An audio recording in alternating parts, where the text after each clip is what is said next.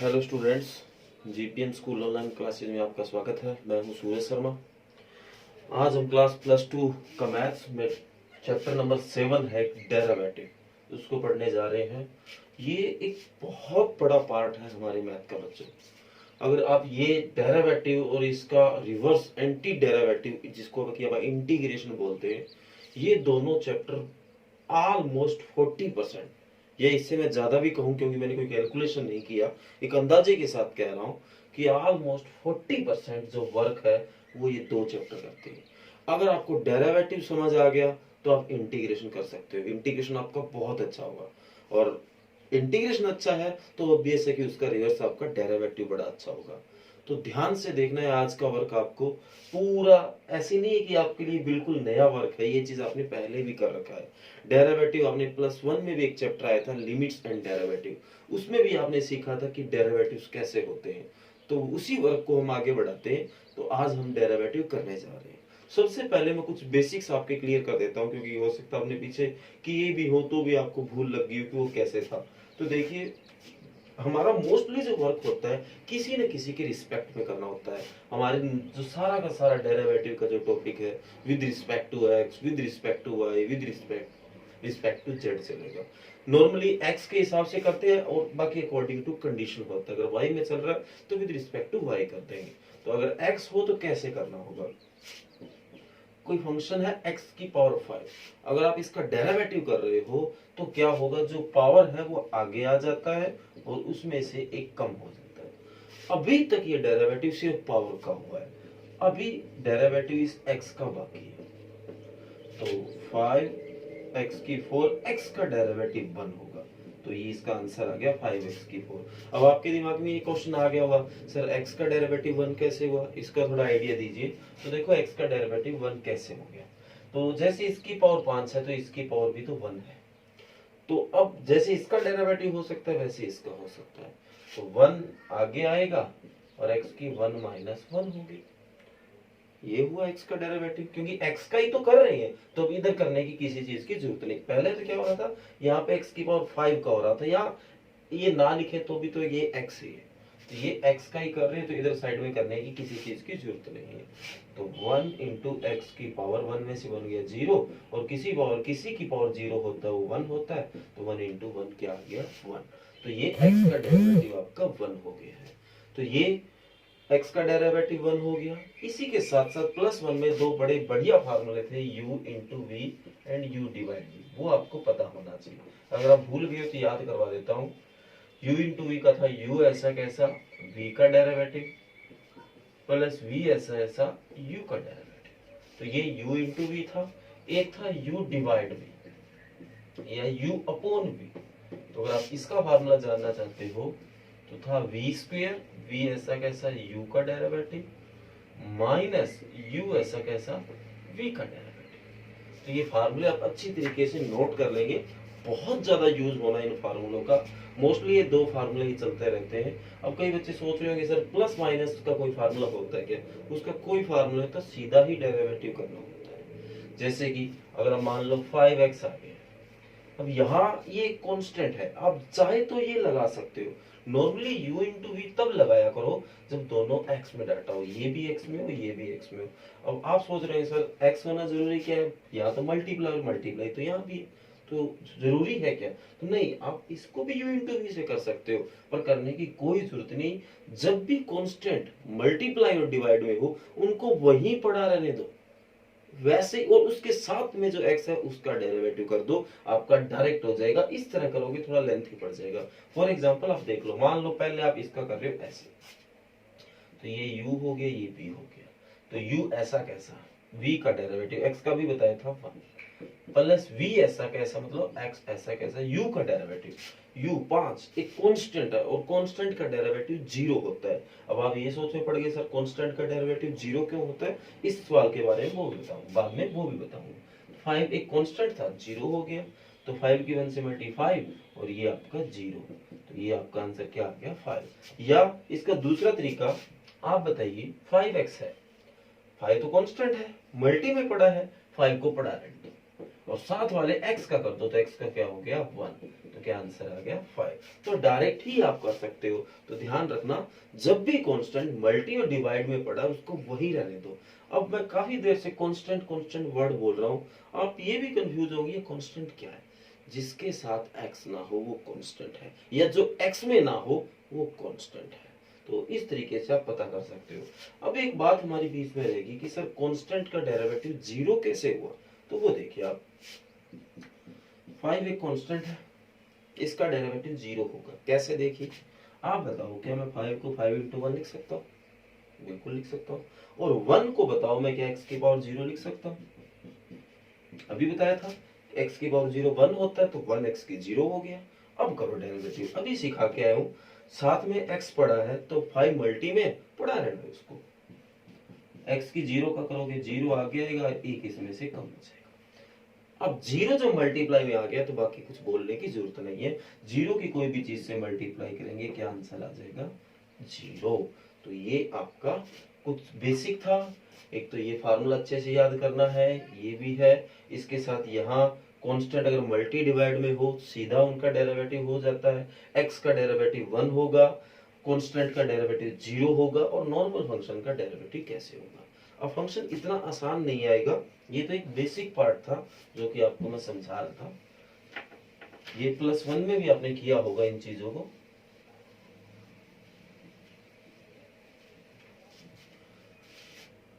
Normally question ऐसे बनेंगे,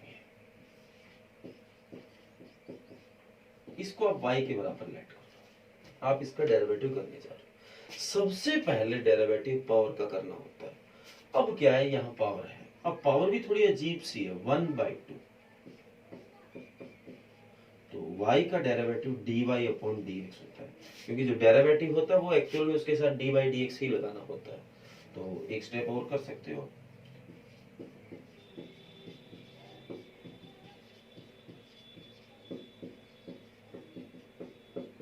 आपने टेकिंग डेरिवेटिव बोथ साइड।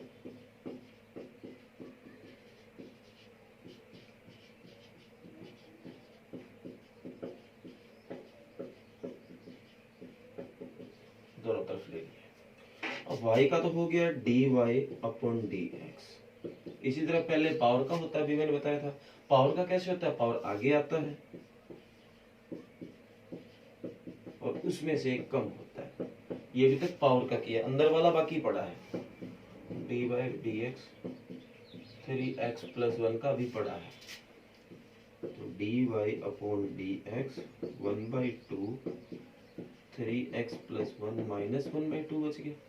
और इसका करने जाऊं मैं, 3x का 3 हो गया, 1 का 0 हो गया। समझ आया? तो 1/2 3x + 1 माइनस की 1/2 आप नीचे भी लेके जा सकते हो, प्लस की 1/2 हो जाएगी और 3। ठीक है, अभी मैंने आपको कुछ देर पहले बताया था 3x का 3 मल्टीप्लाई में, तो वैसे करने की जरूरत नहीं, सीधा 3 पड़ा, x का 1 हो गया और कांस्टेंट है 1, इसके साथ कुछ नहीं है। और प्लस माइनस में जब भी कांस्टेंट आ जाएगा उसका डेरिवेटिव 0 होगा।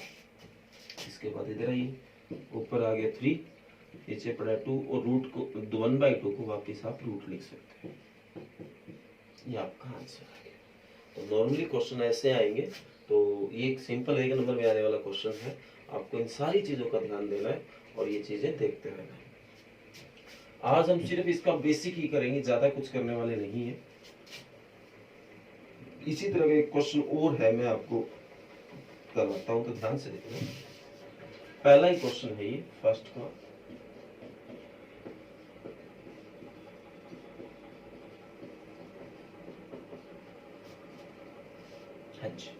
टेकिंग डेरिवेटिव बोथ साइड, तो इधर y का आ गया, इधर इसका आ गया। रूट को आप 1/2 लिख सकते हैं, इधर dy/dx बन गया। अब डेरिवेटिव कैसे होता है, 1/2 आगे आएगा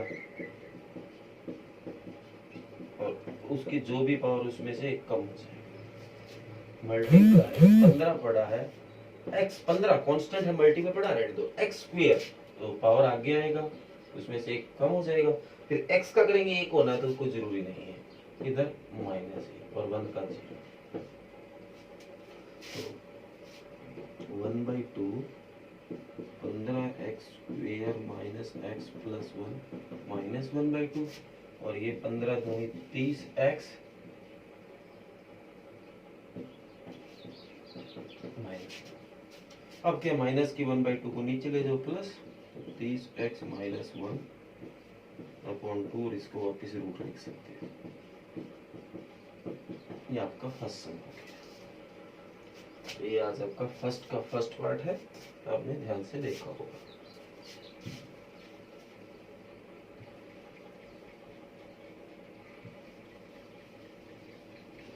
ध्यान से बस देखते रहना। x plus root x cube minus 1, ये है भाई। तो इसका डेरिवेटिव करना है, तो x प्लस इसकी अपन 1/2 लिख सकते हैं।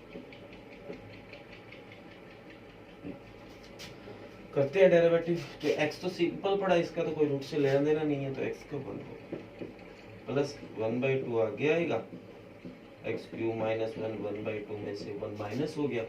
मल्टी में अंदर वाले का किया x की तरीका 3x का स्क्वायर और x का 1 और 1 का 0, तो 1 पड़ा है प्लस 1/2, और वो भी माइनस की 1/2 की नीचे आके प्लस की 1/2, उसको ऊपर रूट लिख सकते हैं। सेम वही चीजें आनी है, ये ऊपर 3x²। तो ये आपका आंसर आ गया सेकंड।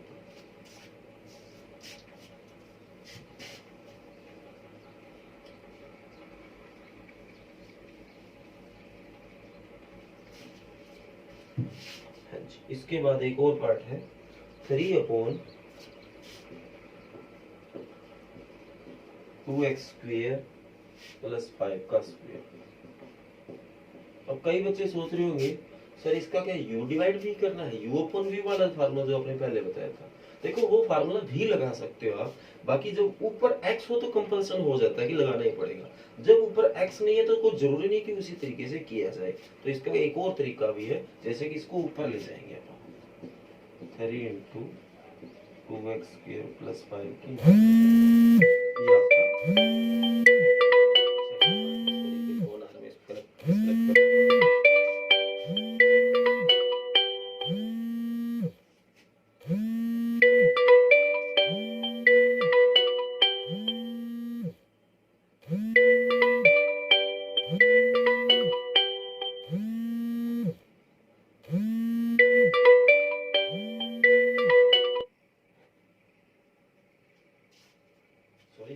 टाइम लग गया।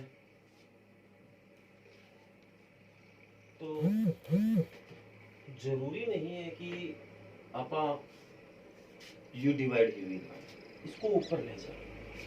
अब आपका वही नॉर्मल तरीका,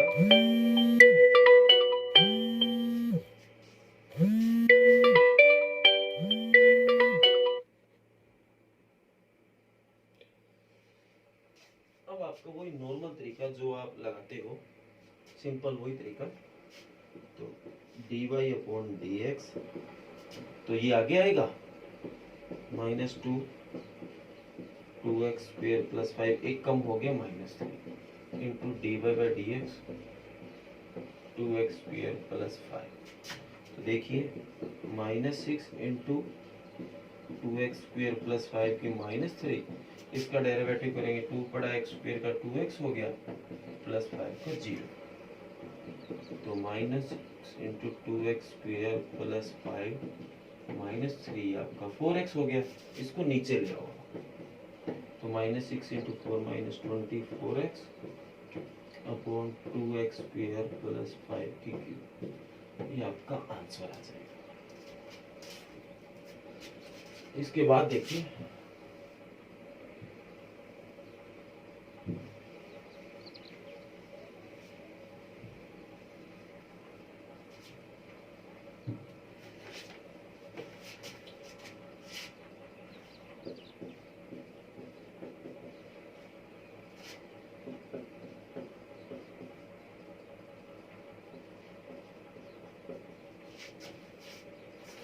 हालांकि ये कोई मुश्किल क्वेश्चन नहीं है, इस तरह का सवाल आप पहले भी कर चुके हो, तो ध्यान से देखो। इसकी जो पावर है वो यहाँ 1/2 है, और इसकी पावर ऊपर जाके -1/2, ध्यान से देखना भाई, ये तो सीधी 1/2 होगी, ये 1/2 अगर ऊपर जाके माइनस की 1/2, अब वही तरीका आपको जो बताया हो मैंने, तो पावर आगे आती है, एक कम होगा तो -1/2 बचेगा। अब अंदर वाले का किया dy/dx ऑफ 3x + 2, इसी तरह इसका करेंगे, पावर आगे है -1/2, एक और कम करेंगे -3/2 dy/dx और 2x² + 4, तो -1/2, तो ये तो हो ही गया, इसको नीचे ले प्लस वापिस वैसे रूट बन जाएगा 3x + 2, इस 3x का 3 हो गया, 2 का 0, इसी तरह -1/2 नीचे आके प्लस की हो जाएगी 2x² + 4 की +3/2, और इसका करेंगे 2 पड़ा है, x² का 2x हो गया, 4 का 0,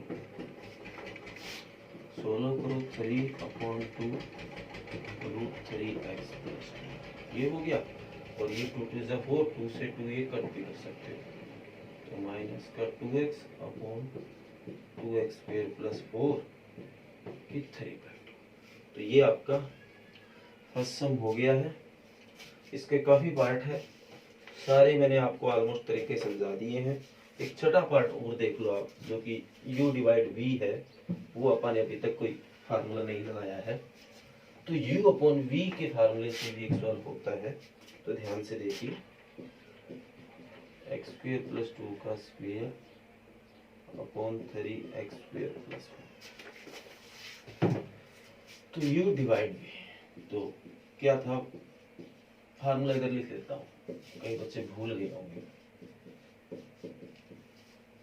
v², v ऐसा कैसा, u का डेरिवेटिव, माइनस u ऐसा कैसा, v का डेरिवेटिव, ऊपर वाला u नीचे वाला v, v²,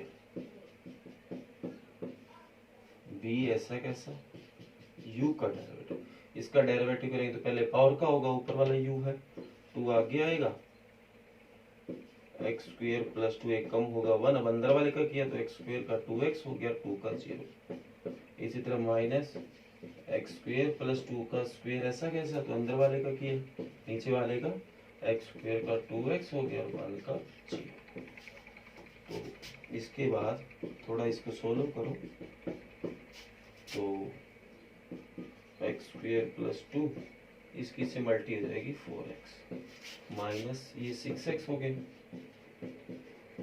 x² + 2 का स्क्वायर अपॉन 3x² + 4 का होल स्क्वायर। तो इसको थोड़ा और सोल्व कर सकते हो, जैसे कॉमन वगैरह लेना, तो यहाँ और यहाँ एक जैसी चीज है, x² + 2 कॉमन आ गया, और यहाँ से x भी कॉमन आ रहा है, और 4 और 6 में 2 कॉमन आ रहा है, तो यहाँ से 2 कॉमन चला गया तो 2 बच गया, ये बाकी चला ही गया, तो 2 और ये बच गया 3x² + 1, और यहाँ 2x कॉमन लेने के बाद 3 × x² + 2 बच गया, और डिवाइड बाई 3x² + 1 का स्क्वायर, तो 2x × x² + 2, अंदर मल्टी की 6x² + 2 माइनस 3x² - 6, 3x² + 1 का होल स्क्वायर पड़ा है, तो 2x × x² + 2, 6x² में से 3x² गया 3x², और माइनस 4 डिवाइड बाई 3x² + 1 का होल स्क्वायर। तो ये आपका लास्ट पार्ट था। पहले क्वेश्चन के 6 पार्ट है, सॉरी 7 है, तो मैं इसका स्क्रीनशॉट आपको दे देता हूँ, ताकि घर पे आप होमवर्क करो, अगर आपके पास बुक नहीं है तो भी आप कर सको इसको।